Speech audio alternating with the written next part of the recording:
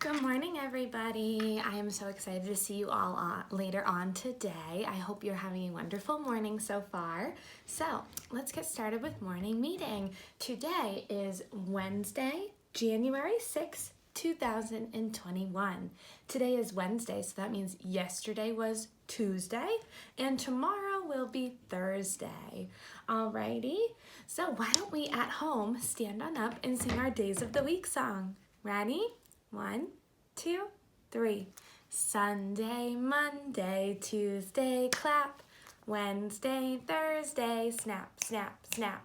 Friday, hop. Saturday, stop. Turn around and spin like a top. I know the days of the week you see. Now I'll sit so quietly. Let's do months of the year. 1, 2, 3. January, February, March, and April, May, June, July, and August, September, October, November, December. These are the months of the year. Great! I hope you all will try your best today, and I figured I would also read you a story to start our day off because I miss reading books to you guys in the classroom. So this is one of my favorite books I like to read in the month of January because it has to do with snowy weather and the cold, and it is called The Mitten Tree. Here we go. At the end of a long lane in a tiny little house, old Sarah lived alone. Her children had grown up and moved away, but Sarah still remembered the mornings when she would walk to the blue spruce tree where they waited for the school bus. Now each morning she opened her shutters and watched for new children to arrive.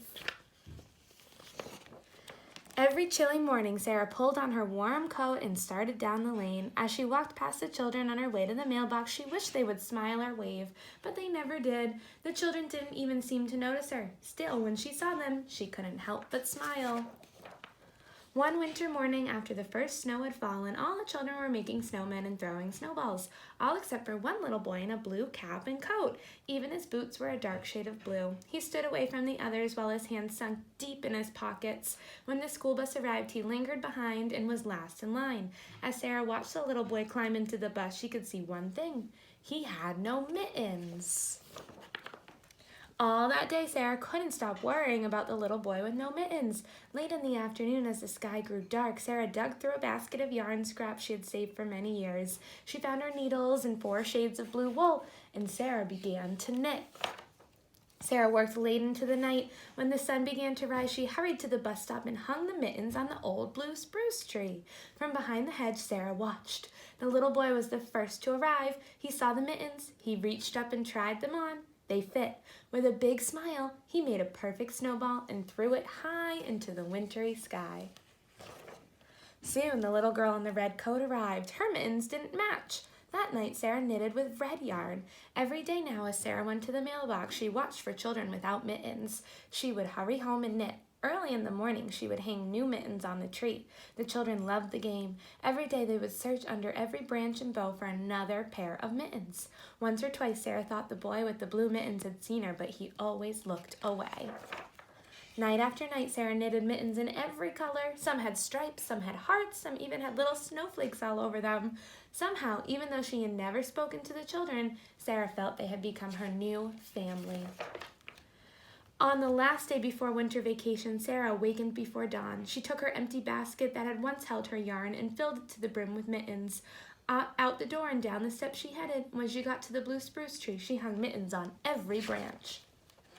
The boy with the blue mittens was the first to arrive. He stood very still and waited for the others. In fact, all the children stood very still for a few minutes, looking at the mysterious, beautiful mitten tree. When they boarded the bus, each child now wore a pair of mittens. Sarah watched as one by one their faces appeared in the bus windows. Still, no one looked her way as she started home. But Sarah's heart was full. It was full as when the sounds of her own children filled her house. As Sarah neared her porch, she climbed the steps and saw something waiting for her. There in the corner was a basket woven in thick brown vines and decorated with a large white bow. In it were balls and balls of beautiful, colorful yarn. To this day, Sarah knits mittens for all the children in the town. Every time her basket is empty, a new full one appears. Sarah doesn't know who the yarn is from. The children still don't know who the mittens are from, but someone must. The end.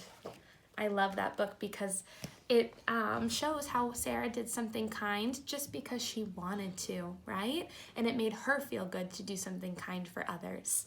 Alrighty, friends, I hope you have a wonderful day and enjoy your specials this morning, and I will see you this afternoon.